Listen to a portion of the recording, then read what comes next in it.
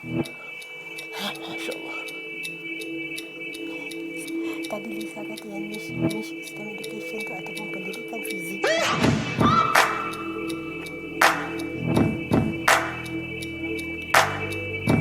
Okey ke?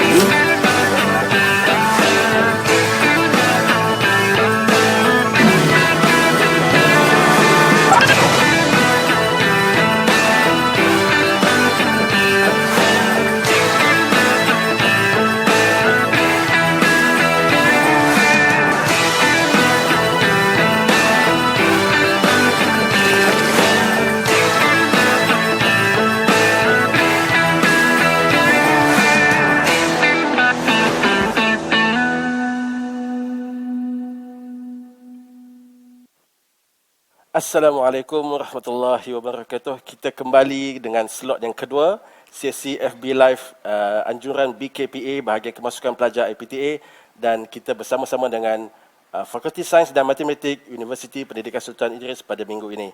Baik, tadi kita dah dengar kita telah bersama dengan Dekan Fakulti dan juga Timbalan Dekan Akademik di Fakulti Sains dan Matematik. Slot yang kedua ini kita bawa bersama Ketua Jabatan di sebelah kanan saya, Ketua Jabatan Biologi Dr. Alin Tawang. Apa khabar, Dr.? Alhamdulillah. Sebelah kiri saya Dr. Izan Rosyawati binti Mustafa, Ketua Jabatan bagi Jabatan Fizik. Apa khabar, Dr.? Baik. Baik, alhamdulillah. So kita sama-sama kita bantu adik-adik kita, anak-anak kita pada pagi ini untuk lebih kenal dengan Universiti Pendidikan Sultan Idris, khususnya Fakulti Sains dan Matematik. Baik, saya nak tanya pada Dr. Alin dulu. Apa yang Jabatan Biologi ada untuk ditawarkan kepada anak-anak kita, adik-adik kita di luar sana? Silakan, Dr. Terima kasih Encik Nazar. Assalamualaikum, salam sejahtera saya ucapkan kepada ibu-ibu, bapa-bapa dan juga anak-anak yang sedang menonton FB Live ni. Okey, untuk izinkan saya dululah memperkenalkan Jabatan Biologi. Jabatan Biologi kami mempunyai 30 orang pensyarah yang berpengalaman dalam pelbagai subdisiplin biologi. Juga mempunyai 9 orang penolong pegawai sains yang sememangnya berpengalaman dan berkemahiran tinggi dalam kerja-kerja di makmal dan juga kerja-kerja di lapangan. Dan selain itu, kita juga mempunyai seorang penolong kurator Museum Zoologi seperti yang telah dikatakan oleh Dekan tadi, Dekan FSM, yang mana penolong kurator ni dia kerjanya ialah dia berfungsi untuk menyelaras segala aktiviti-aktiviti di museum. Now, untuk program yang ditawarkan, kalau di Jabatan Biologi, sudah semestinya penawaran program kami iaitu ISMP Biologi. Dan kami juga dipertanggungjawabkan untuk menyelaras satu lagi program iaitu program ISMP Science. Jadi apa beza antara duanya ni? Kalau anak-anak di luar sana berminat deal dengan ataupun mempunyai jiwa yang menyukai alam kehidupan, living organism, benda-benda hidup, benda-benda berkaitan dengan alam sekitar, ya, dan sebagainya, maka ISMP Biology itu adalah yang paling sesuai. Dan sekiranya ada juga anak-anak yang dia akan menyatakan bahawa dia tak sangat, bukanlah minatnya habis kepada bio. Dia minat bio, dia juga minat kimia, dia juga minat fizik. Lepas tu dia juga minat nombor-nombor. Matematik. So dia tak boleh nak lepas mana satu. Sesuainya ISMP Science. Di Science tu dia akan belajar semua. So tidak bermaksud dekat sini takut ada salah tanggapan bila belajar bio tu dia terlalu bio langsung tak belajar matematik, kimia, fizik dan sebagainya. Tidak. Di bio memang kita katakan ISMP Biology, kontennya akan berat kepada biologi, tetapi anak-anak nanti yang akan ambil ISMP Biology ni masih perlu belajar sedikit kimia, fizik, matematik. Jadi dia seimbanglah. Ya. So untuk kemasukan, jadi sekiranya dah ada pilihan di hati yang mana satu nak pilih, maka seperti biasa kita ada syarat-syarat kemasukan. Jadi selain daripada syarat umum, kita ada syarat khas. Ya, syarat khas untuk ISMP ni selalunya kalau kita lihat di paparan skrin, kita ada 3 laluan lah, daripada laluan STPM, matrikulasi dan juga diploma. So sekiranya untuk STPM dan matrikulasi, ya, sebaik-baiknya untuk SPM kita masih melihat juga result SPM untuk matematik. Matematik perlu mendapat sekurang-kurangnya grade C untuk STPM matrikulasi. Dan kemudian bagi keputusan untuk STPM, ya, perlu mendapat, sebab nak ambil bio kan, perlu mendapat sekurang-kurangnya grade C untuk biologi dan mana-mana satu daripada kursus fizik, kimia, matematik dan matematik tambahan. Sama juga seperti matrikulasi, ya, matrikulasi juga perlu mendapat grade C untuk biologi dan mana-mana satulah kursus yang saya sebutkan tadi. Kalau untuk diploma, diploma kita lihat kepada keputusan PNGK. So PNGK paling minimum ialah 2.50. So kalau 2.51 tu ada boleh mohonlah, 2.50 tu ialah yang minimum yang kita dah tetapkan. Yang mana untuk diploma ni dia perlu daripada bidang-bidang yang berikutlah yang tertera, ya, daripada diploma sains, diploma teknologi makmal, diploma matematik ataupun daripada diploma pertanian. Untuk ISMP Sains, kalau berminat, anak-anak berminat untuk ISMP Sains pula, syarat kemasukan sama sahaja seperti ISMP Biology, cuma untuk sains ni kita tidak khususkan biologi. Maksudnya mana-mana grade C untuk 2 subjek yang tertera, dia boleh pilih sama ada biologi, fizik, kimia, matematik dan matematik tambahan. Syarat untuk diploma adalah sama seperti syarat untuk ISMP Biology. Dan kemudian daripada situ, selain itu, anak-anak juga perlu lulus MATC, ya, lulus temuduga yang berkaitan sekiranya ada, dan MUET. Keputusan MUET perlulah paling minimum result yang kita terima ialah band 2 ataupun tahap 2. Minimum. Okey, baik. Itu je lah. Okey.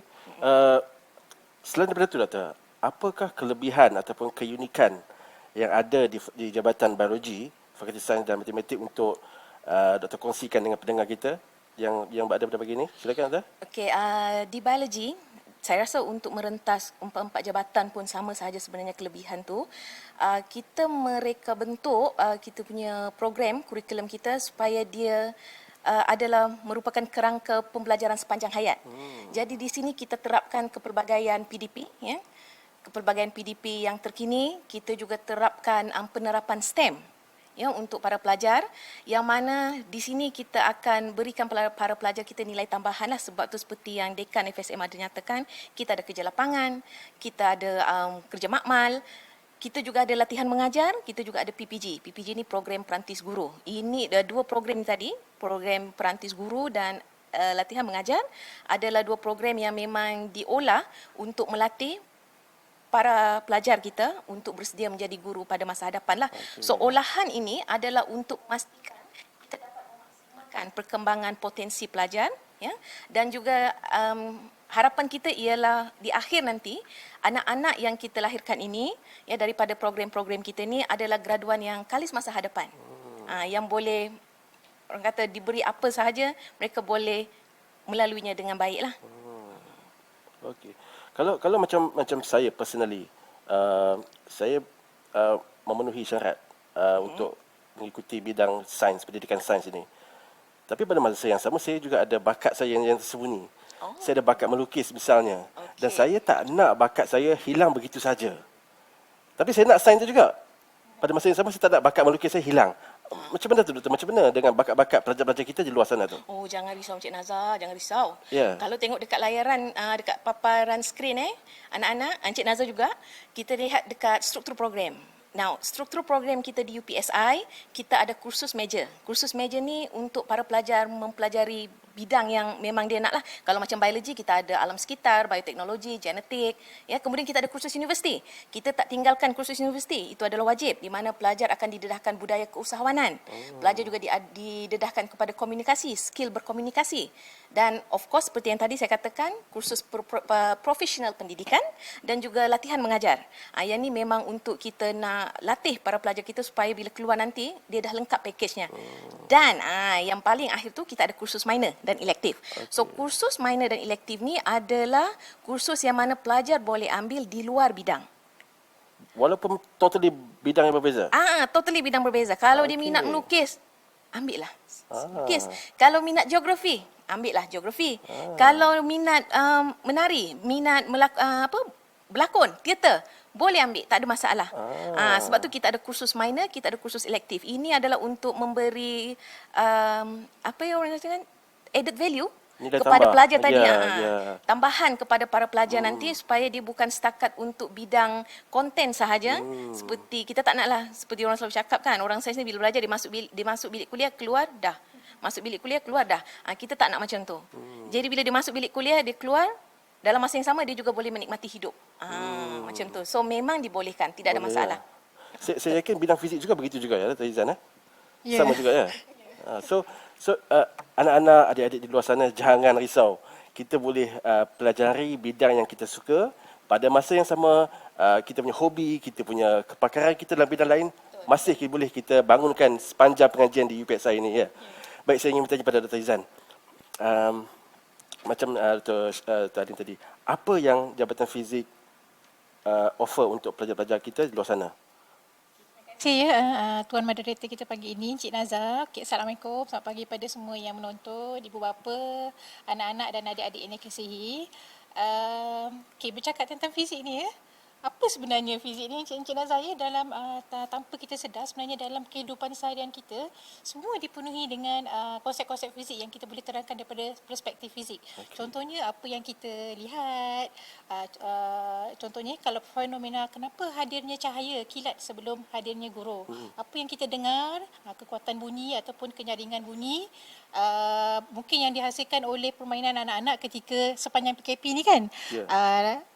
Ataupun suara kita sendiri sedang kita bercakap ni semua ini adalah konsep-konsep fizik ataupun bunyi yang dihasilkan oleh suara adalah bunyi yang di mana kita boleh terangkan daripada perspektif fizik, adakah dia sama ada daripada segi bagaimanakah suara itu boleh terhasil ataupun bagaimanakah suara itu boleh dinyaringkan, dikuatkan. Bukan itu saja dalam kehidupan seharian kita. Contohnya mungkin last weekend Cik Nazar ada kemas-kemas rumah ke kan, kena tolak perabot ke, tarik perabot ke kan. Mungkin kita ada rasa berbeza tak kalau kita tarik perabot tu atas permukaan yang kasar, contohnya kapet kan, ataupun atas permukaan yang licin. Mungkin kita ada rasa beza kan. Itu yang kita rasalah. Tapi daripada segi konsep ataupun daripada perspektif fizik, kita boleh terangkan apakah kaitan antara contohnya tenaga, kerja, konsep kat situ yang kita boleh terangkan melalui kaedah fizik. Selain daripada tu, fenomena-fenomena alam yang terjadi setiap hari kan, kejadian siang dan malam, kejadian ataupun air pasang surut, tak ketinggalan juga kalau berlakunya gerhana, tak terbatas dia hanya di permukaan bumi. Fenomena yang berlaku di Carakawala, susah tu perkataan tu nak sebut Carakawala, juga boleh kita terangkan daripada perspektif fizik. Terasa macam seronoknya belajar fizik macam kita boleh terangkan semua ataupun kita boleh kaitkan semua dalam kehidupan seharian kita ni, sebab kadang-kadang kita tak sedar semua tu sebenarnya kita boleh kaitkan. Kalau kita boleh faham, kita boleh kaitkan dan juga kita boleh aplikasikan dalam kehidupan harian kita. Jadi semua tu didedahkan dalam ISMP Fizik. Ya, betul Encik Nazar. Menarik tu. Jadi kalau anak-anak di luar sana yang berminat untuk sambung belajar di Ijazah Sarjana Muda Kepujian dengan pendidikan ni dengan kod AT12. Okey, bagi lepasan STPM dan juga matrikulasi, syarat minimum anda adalah grade C ataupun kepujian dalam fizik tentunya, dan mana-mana kursus yang dipaparkan, dan itu wajib grade C dalam matematik pada peringkat SPM.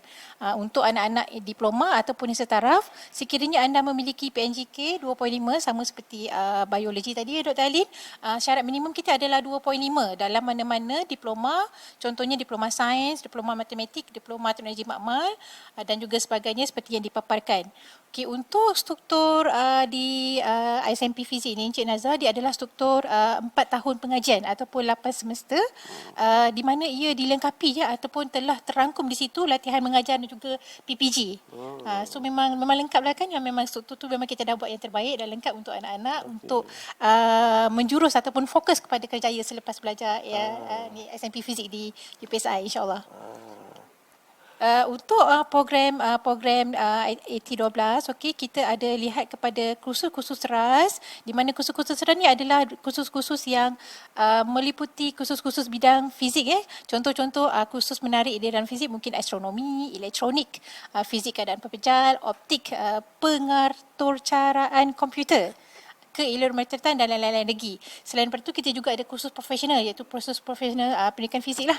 Itu tak ketinggalan. Okey, untuk kursus minor dan juga kursus selektif seperti yang Dr. Alin dah terangkan tadi. Walaupun fizik ni kan kadang-kadang orang kata, belajar fizik ni macam, penatlah doktor, belajar fizik ni macam semua about fizik, semua about eksperimen, semua about kajian, rasa macam berat kan. Maka anak-anak yang rasa macam nak ringan sikit, boleh ambil minor-minor yang tak berkaitan dengan fizik. Contohnya kalau nak ambil minor pengajian awal kanak-kanak, nak ambil minor sejarah, minor geografi. Even kalau kita nak ambil minor muzik pun boleh ya anak-anak. Muzik ni kita nampak macam tak berkait dengan fizik, tapi sebenarnya muzik lah paling banyak kita boleh kaitkan dengan fizik. Contohnya kalau kita gunakan jenis tali yang kita gunakan, ketebalan tali ataupun ketegangan tali yang kita gunakan dalam piano, dalam violin tu Encik Nazar, frekuensi yang dihasilkan juga, yang menghasilkan frekuensi yang dihasilkan akan menyebabkan berlakunya rentak, dan semua tu kita boleh kaitkan dengan fizik. So kita nampak sebenarnya fizik ni seronoknya belajar fizik kan. Ya, betul. Dia macam boleh sinergikan antara dua bidang yang berbeza tu, bagaimana ianya saling berkait kan, betul kan? Menarik sekali. Mungkin Dr. boleh share dengan pendengar kita di luar sana.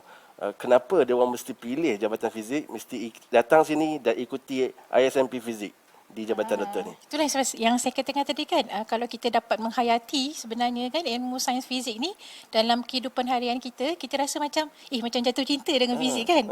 Jadi anak-anak jangan tunggu lagi, jomlah kita sambung belajar di FSM UPSI, kerana kan di sini kita dilengkapi dengan tenaga pengajar yang berkelayakan PhD dan berdedikasi. Selain itu juga kita juga dilengkapi dengan ataupun disokong dengan staf sokongan yang terdiri daripada penolong pegawai sains dan juga penolong juruteknik mekanikal. Tadi kan kita ada bengkel mekanikal di jabatan fizik untuk membantu kita dalam proses pengajian sepanjang pengajian 4 tahun di UPSI.